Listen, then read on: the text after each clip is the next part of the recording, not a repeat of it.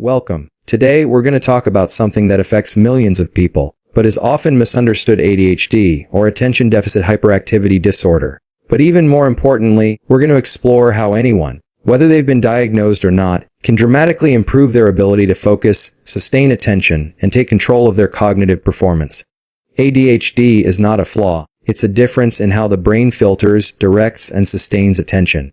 It's a unique wiring of the prefrontal cortex and its connections to the dopaminergic systems, the very circuits that govern motivation, planning, and reward. But here's the key takeaway: focus is not just something you're born with or without. It's a skill, it's trainable, it's biological, but also behavioral. Most people believe focus is a trait. You either have it or you don't. But neuroscience shows the focus is, in fact, a trainable skill. Like a muscle, attention can be strengthened, refined, and optimized. The brain isn't fixed in its capacity to concentrate. Instead, it's governed by neuroplasticity, the brain's ability to change in response to experience, environment, and deliberate effort. This is a critical shift in understanding, especially for individuals with ADHD or those who struggle with scattered attention in a distracted world.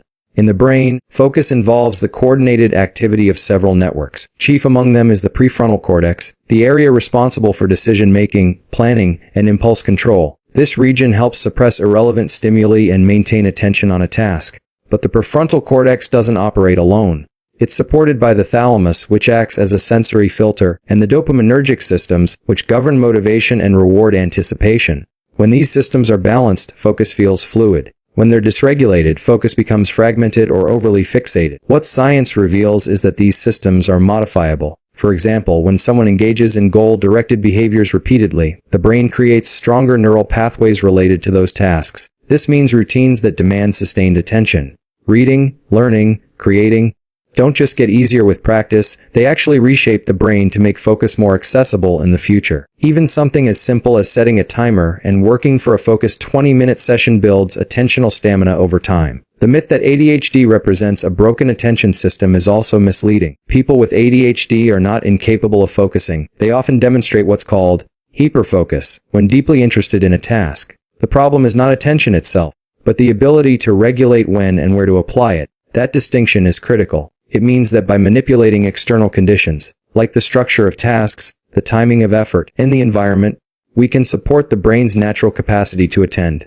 Deliberate routines play a massive role here. The brain is wired to respond to predictability.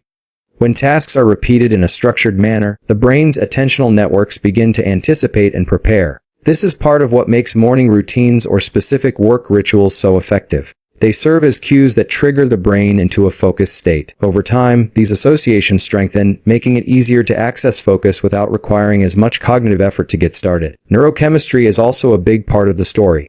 Dopamine, the molecule of motivation, plays a key role in attention. When dopamine levels are low or misregulated, as is often the case in ADHD, it becomes harder to sustain effort on tasks that don't provide immediate rewards.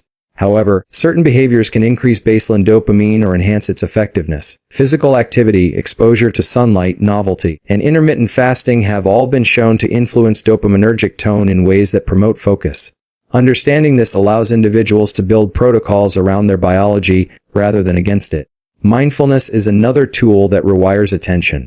When someone practices focusing on their breath or observing their thoughts without judgment, they're training the dorsal attention network to strengthen its control. Over weeks and months, this practice leads to measurable changes in brain activity, specifically an increase in connectivity attention-related regions and a reduction in activity in the default mode network, which is responsible for mind wandering.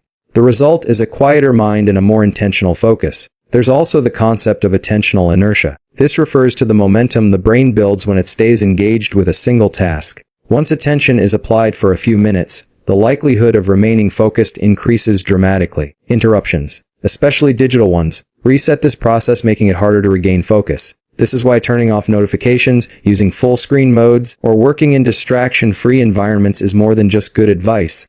It's a way of maintaining the brain's neurochemical state in a direction that supports deep work. Crucially, none of these practices need to be perfect to be effective. Small, consistent efforts to train attention compound over time. Even those who've struggled for years with distractibility or impulsivity can rewire their cognitive patterns. The brain's plasticity does not fade with age, it only requires the right input. And for those with ADHD, this understanding is liberating. It replaces shame or helplessness with a clear roadmap, Sleep and light are often overlooked in discussions about focus, yet they are among the most powerful regulators of attention, mood, and executive function. For individuals with ADHD, and for anyone aiming to improve their ability to concentrate, optimizing sleep and light exposure is not just helpful, it's essential. The brain's capacity to focus is heavily influenced by its internal clock, or circadian rhythm, which is tightly synchronized to the cycles of light and dark. This rhythm governs the release of key neurochemicals, including dopamine, norepinephrine, and cortisol, all of which play foundational roles in sustaining attention, regulating energy, and modulating impulsivity. At the core of this system is a structure called the suprachiasmatic nucleus (SCN), located in the hypothalamus. The SCN receives direct input from the eyes and uses light information to coordinate the timing of biological processes throughout the brain and body. When we get light, especially bright, natural light, in the morning, it sends a strong signal to the SCN to start the day's biological clock.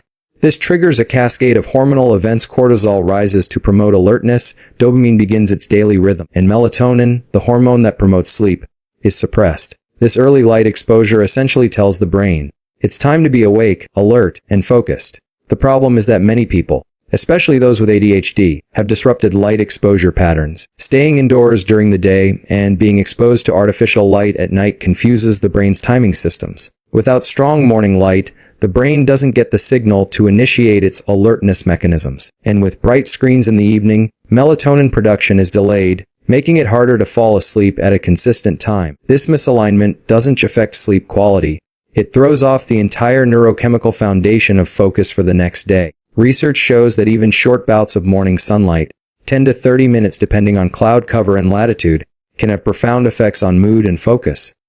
This light doesn't have to be looked at directly, but it must enter the eyes, through open windows or outdoors, not through glass. The blue light wavelength present in morning sunlight is especially potent in stimulating the photoreceptors that cue the SCN. This natural input sets the stage for a healthier dopamine and cortisol rhythm, which is crucial for individuals with ADHD, whose neurochemical cycles may already be less consistent or blunted. Sleep itself is equally important. During sleep, particularly in deep non-REM stages, the brain consolidates learning, clears metabolic waste, and resets the neurochemical environment. This includes the restoration of dopamine and norepinephrine systems that are essential for focused attention. Inadequate or irregular sleep leads to decreased activity in the prefrontal cortex the next day.